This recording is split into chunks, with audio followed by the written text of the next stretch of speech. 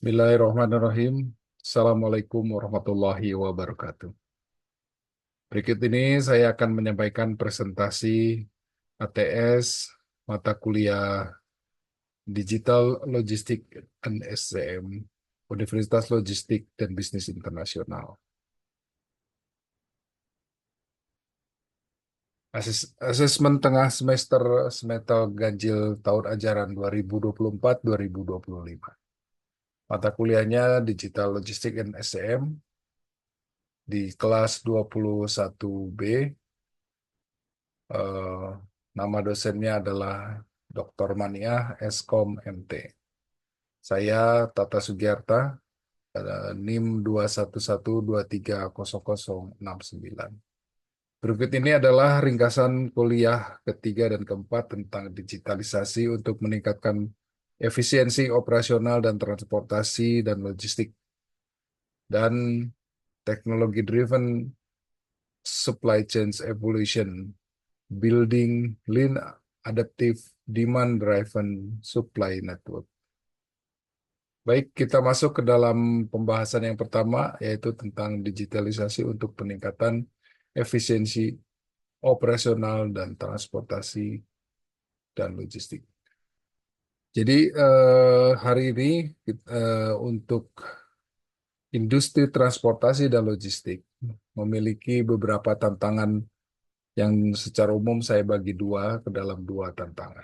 Tantangan pertama adalah tantangan operasional, di mana efisiensi operasional itu tentang kurangnya visibilitas dan keterlambatan data menyebabkan penurunan kinerja.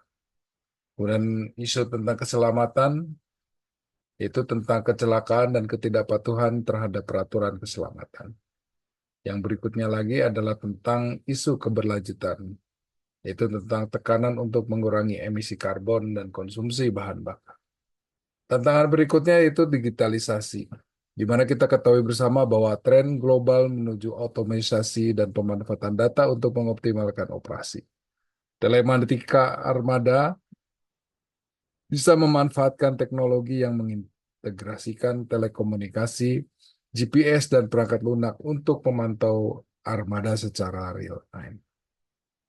Peran telematika dalam industri logistik, secara umum kita lihat bahwa ada tiga hal.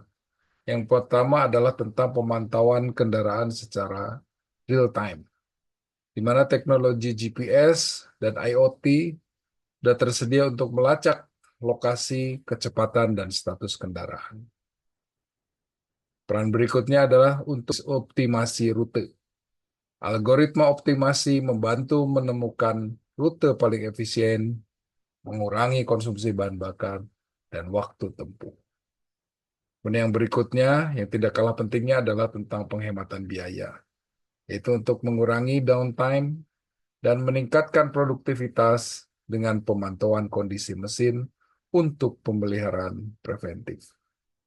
Nah, itu secara umum, secara khusus kita bagi dua perannya, yaitu tentang yang pertama adalah tentang peningkatan kinerja bisnis. Ini meliputi faktor-faktor peningkatan produktivitas, pengurangan overtime, pengurangan biaya BBM, efisiensi jarak tempuh, efisiensi biaya pengemudi, dan peningkatan utilisasi juga tentang pengurangan idle time. Peran yang berikutnya adalah tentang pemenuhan standar keselamatan. Seperti tadi kita sudah bicarakan tentang keselamatan. Secara spesifik di sini tentu saja dibagi menjadi tiga hal, yaitu tentang penerapan keselamatan proaktif. Jadi sebelum terjadi kecelakaan, itu dengan cara menggunakan sensor untuk mendeteksi perilaku berbahaya. Jadi di kendaraan dilengkapi sensor seperti pengereman mendadak atau kecepatan berlebihan dan memperingatkan pengemudi secara real time. Juga ada fasilitas tentang laporan insiden otomatis. Jadi secara telematika memungkinkan perekaman insiden, memberikan bukti digital dalam hal kecelakaan atau pelanggaran untuk memudahkan penyelidikan. Di semua tercatat. Kemudian juga tentang kepatuhan peraturan. Data yang dihasilkan oleh telematika memastikan bahwa kendaraan mematuhi standar keselamatan yang diatur oleh pemerintah. Baik, berikutnya adalah tentang eh, isu keberlanjutan.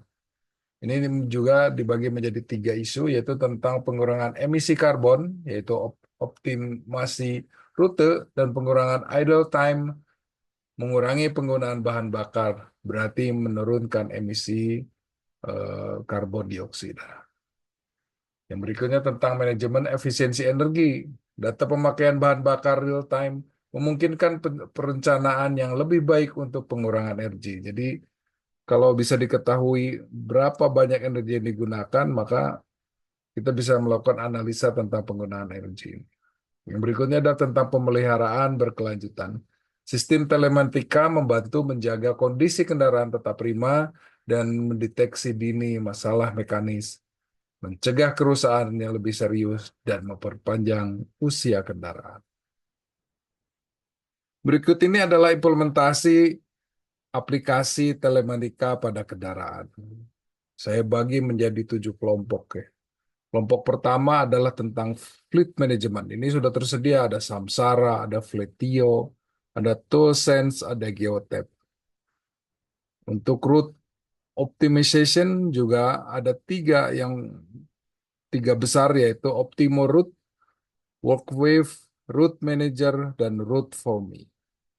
Untuk di transport management system, itu yang terkenal ada 3 aplikasi, yaitu Blue Yonder, SAP Transport Management, dan Oracle.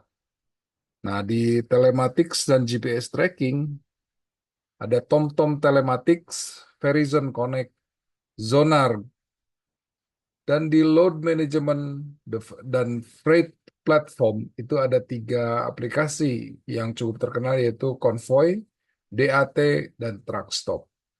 Berikutnya di eh, aplikasi untuk warehouse dan inventory, Oracle memiliki Oracle NetSuite dan Fishbowl. Dan yang terakhir adalah untuk driver compliance management. Ada 2 aplikasi yang cukup terkenal, yaitu Keep Tracking dan Geotab Management by Measurement. Berikutnya adalah kita akan membahas tentang teknologi driven supply chain evolution, building lean, adaptive, demand driven supply network. Jadi tantangannya adalah yang pertama, dalam prakteknya kegiatan logistik masih menyisakan pemborosan dari segi waktu dan barang atau bahan lah ya. Kemudian yang kedua adalah efektivitas dari sisi waktu, seperti proses pembuatan barang, barang mentah, hingga untuk proses distribusi. Yang ketiga tentang penyelarasan antara barang yang diproduksi dengan permintaan konsumen, sehingga terhindar dari produksi barang yang berlebihan. Dan yang terakhir itu tentang isu dapat dijalankannya pada segala macam bisnis untuk mengoptimalkan jalannya kegiatan bisnis dengan menekan pemborosan dan menghilangkan proses yang tidak memiliki nilai tambah. Dari tantangan ini makalah muncul lean supply chains ya. Jadi lean supply chains itu mengacu kepada 6 faktor. Yang pertama tentang demand management. Jadi demand management itu fungsinya adalah untuk identifikasi of demand. Kemudian integrated channel pull system, demand supply integration, dan demand collaboration.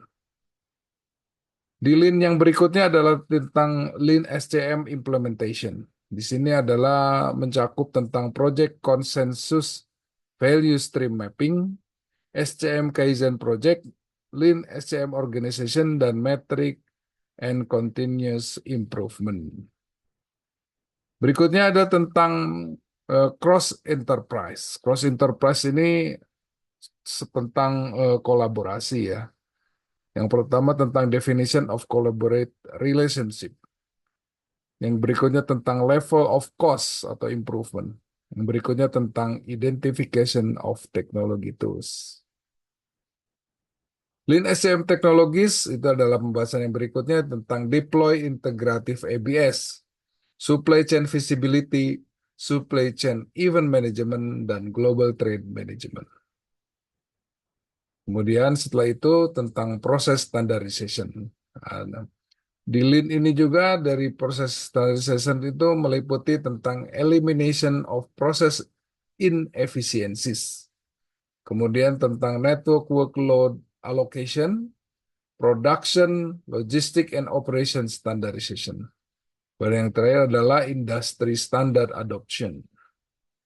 Dan yang terakhir adalah Lean Improvement Tools. Nah, jadi dari semuanya itu juga ada tentang Lean Improvement Tools yang terdiri dari identify of 7 ways, mengidentifikasi lima ways ya, dan 5S system, SMED Quick Change Over, Cellular Manufacturing, Total Productive Maintenance, dan Six Sigma and Statistical Tool.